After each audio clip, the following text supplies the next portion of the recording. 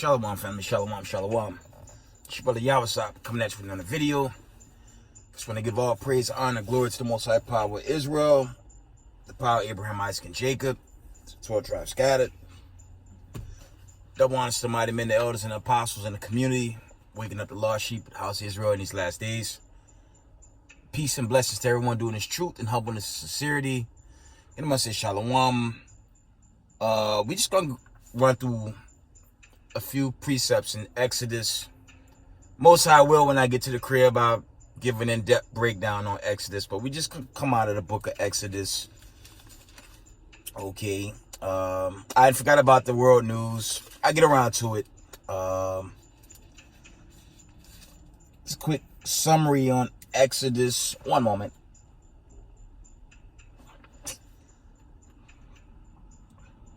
I'm going to start with Exodus 1. I'm going to try to run through verses 1 through 11. 10, Slakia.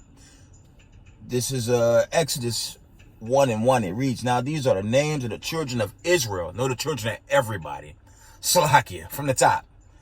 "Now these are the names of the children of Israel, which came into Egypt. Every man and his household came with Jacob." No, with everybody. With Jacob. Verse 2, Slakia.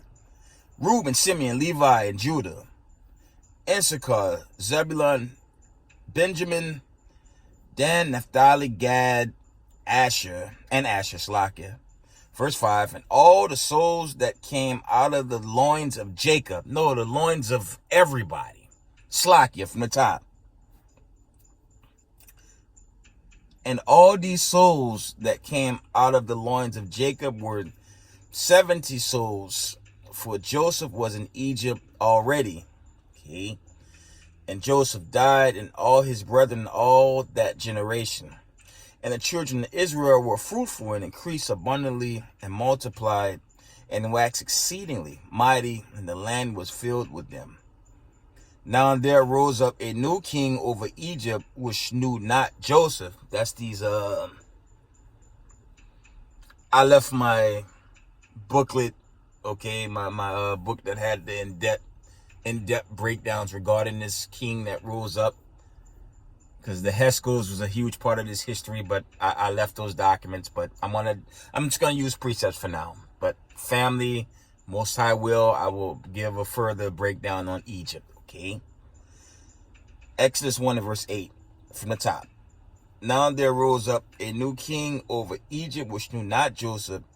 And he said unto his people, Behold, the people of the children of Israel are more and mightier than we.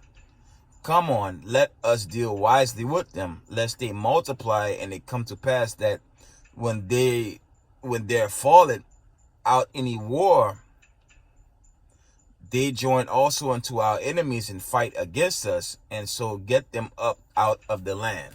Okay.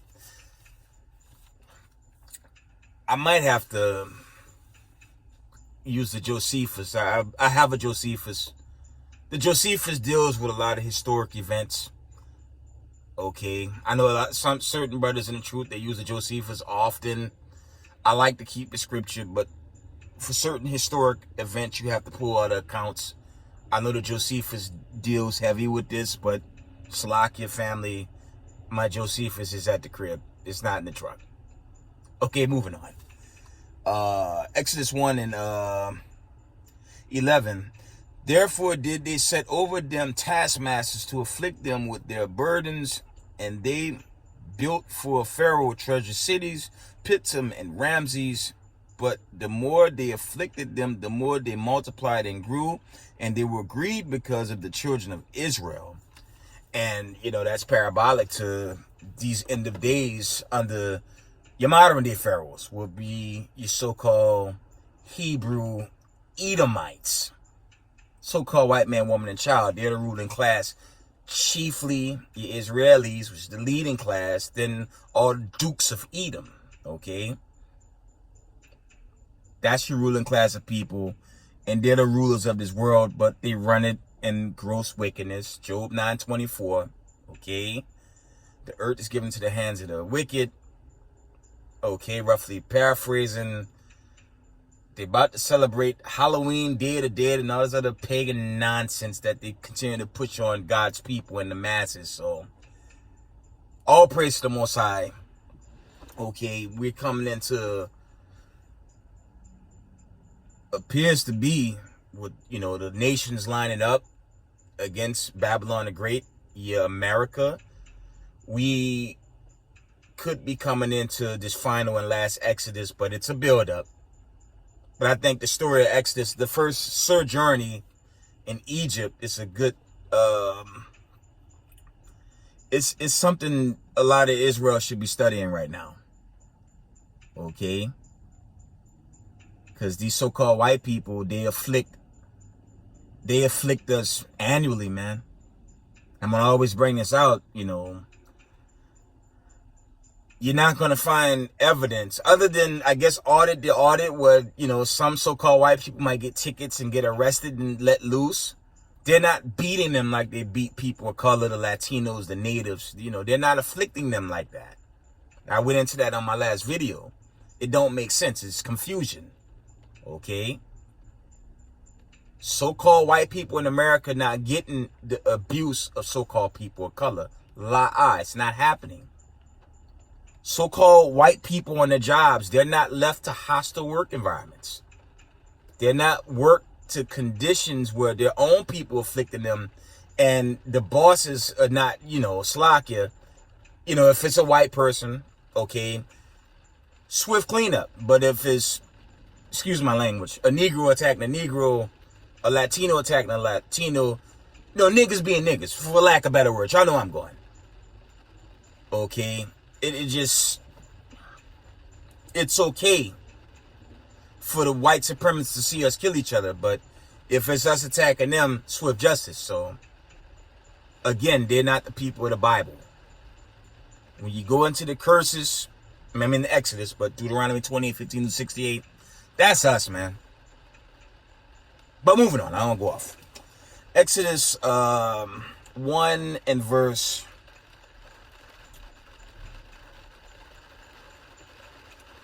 Exodus 1 and 13, and the Egyptians made their children of Israel to serve with rigor, and they made their lives bitter with hard bondage and mortar and brick, and in all manner of service in the field, all their service wherein they made them serve was with rigor, meaning heavy affliction, man. Heavy affliction, man. That's just what it is, man.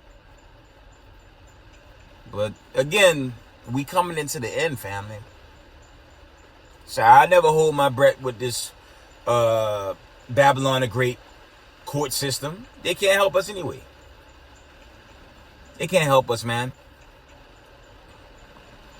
But the same power that delivered our ancestors out of ancient Egypt, who you think coming to save us? So we should rejoice and be glad, man. I know I am. It's a build-up, you know, it has to play out. But we have to continue to build this, build our brick, bid the marriage, you know what I'm saying? And do right by each other in this truth. Okay? Israelites attacking other Israelites, that's nonsense, that's a no-go. We should be operating in the spirit of the Mashiach, man. Okay? That should be our vibration as we approach, you know, these turbulent days leading to this final Exodus. That's it. And hell with white supremacy. They about to be destroyed. Read a few more and I'm gonna wind down. I'm gonna carry on, if be the Most High will slack you, with in-depth breakdown on Egypt. We had Exodus 1. Let's see.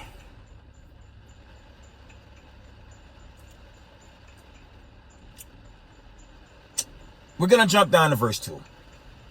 We're going to go into baby Moses. All right? Salakia. Exodus 2 and 1. And there went a man out of the house of Levi and took a wife of a daughter of Levi. Okay? And this was Israelite man marrying Israelite woman. Not integrating. Reading on.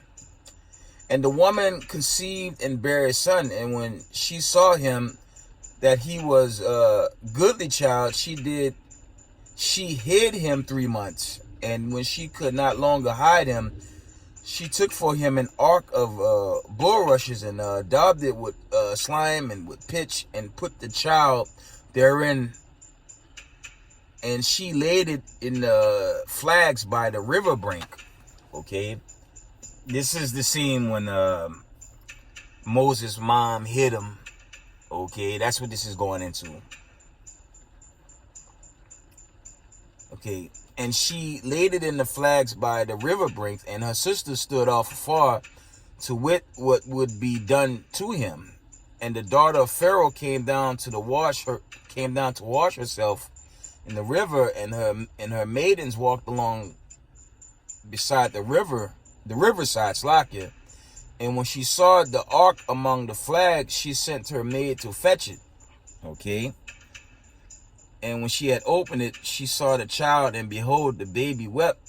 That was Moses crying in the little ark in the water, whatever. And she had compassion on him and said, "This is one of the Hebrew children." Okay. They knew it wasn't one of their own. Read on. Then said the sister of Pharaoh's daughter, "Shall I go and call thee a nurse of the Hebrew women, that she may nurse the child for thee?" And Pharaoh's daughter said to her, "Go." And the maid went and called the child's mother. And Pharaoh's daughter said unto her, "Take this child away and nurse it for me, and I will give thee thy wages." And the woman took the child and nursed it. See? The Most High, he kept his eyes on Moses. And this is the beginning. Okay?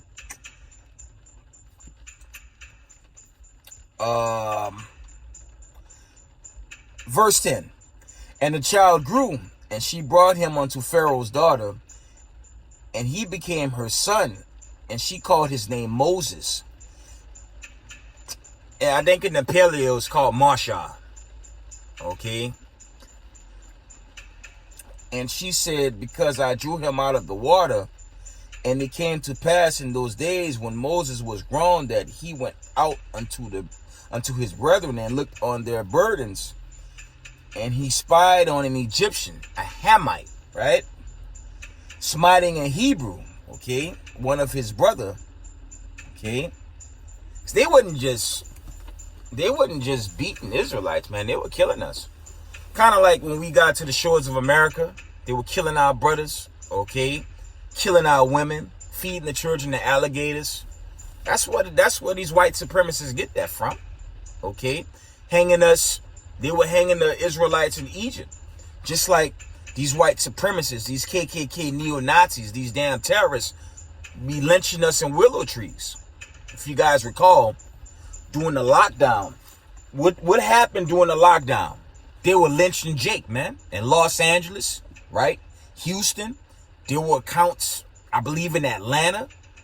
Then your white supremacist media said that we were tying nooses hanging ourselves, knowing damn well Jake know how to tie a noose, not many. And that's not how we move, man.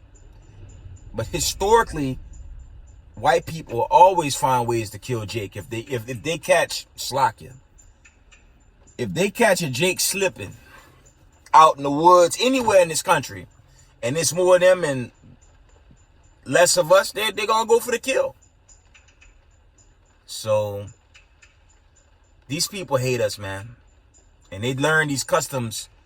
They took on this Egyptian vibration when they came here, stole this land, and basically did everything the Egyptians did, but it's just on a higher level. It's higher level sorcery. When you go into Revelations, it's Sodom and Egypt. So the vibration is a little more than ancient Egypt yet.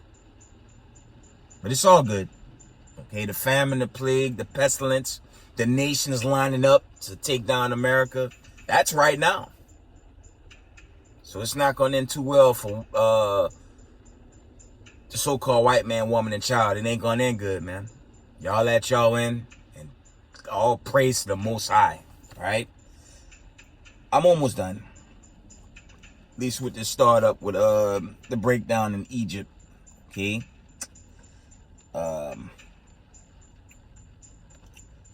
Verse 13, Exodus 2 and 13. And when he went out, Slakia, and when he went out the second day, behold, two men of the Hebrew strolled together. Oh, Slakia, I jumped the verse. I want Exodus 2 and 12. And it reads, and he looked away. He looked this way and that way. And when he saw that there was no man, he slew the Egyptian and hid in the sand, and hid him in the sand. So Moses killed this so-called Hamite. All right. But watch what wicked Jake did. Watch what wicked Jake do. And a lot of us in this truth, we deal with wicked Jake, man. I ain't about to get into what it's like to deal with these sellout, Jambo Coon, Love Massa, two parts of our people, man. They are the absolute worst, man. Go to the next verse. And when he went out the second day, behold, two men of the Hebrews strolled together, and he said to him, that did the wrong, wherefore smitest thou fellow? Okay. And he said, who made thee a prince and a judge over us? Intendest thou to kill me, as thou hast killed the Egyptian? And Moses feared and said, surely surely this thing is known. So two sellout Sambo Coon niggas ran to Pharaoh and snitched on their own brother. And that's how these two parts are, man. If it ain't the so-called white man, woman, child of the heathens, it's gonna be a wicked nigga to watch over you and run to Massa. I don't want to get in the testimonies of that godforsaken plantation I just got off, dealing with people like that, man.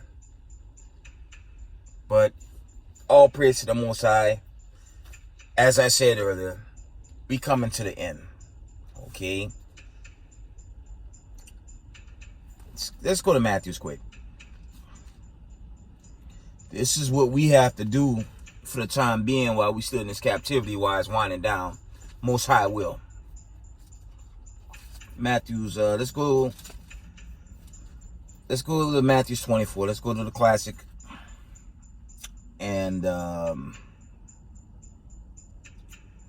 me see.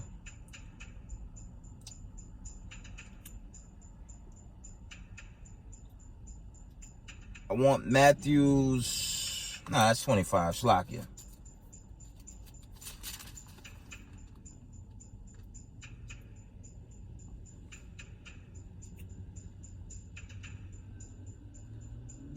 I'm coming, family.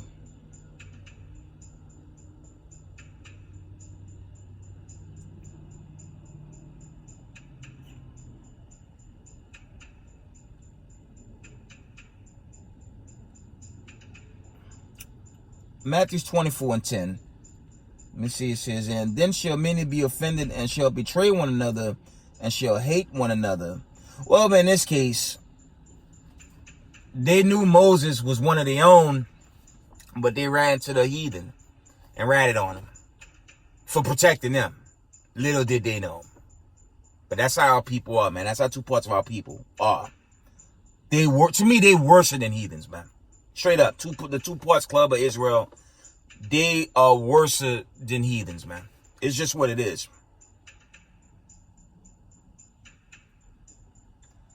Let's jump down to, I'm going to read 12 and 13. Matthew 24, 12 and 13. And it said, because iniquity shall abound, the love of many shall wax cold. That's the point. But he that shall endure unto the end, the same shall be saved. So, to the point, we got to endure until we out of here, man. So, I'm going to carry on. Most High will tomorrow. If God willing, I get to the crib, I could get in depth with the history coming out, the Josephus and the other historic book that I picked up. And we're gonna continue on the first Exodus. Okay, guess it'll be a little serious for me going forward. I still bring out some world news if I can. Spirit put it on me to bring this out. So I was gonna drive. I was like, you know what? Let me edify the body. So Israel, stay up, stay strong in these last days, and Most High will I come back with follow-up videos regarding the first Exodus. Okay, Israel, I love y'all. Shalom.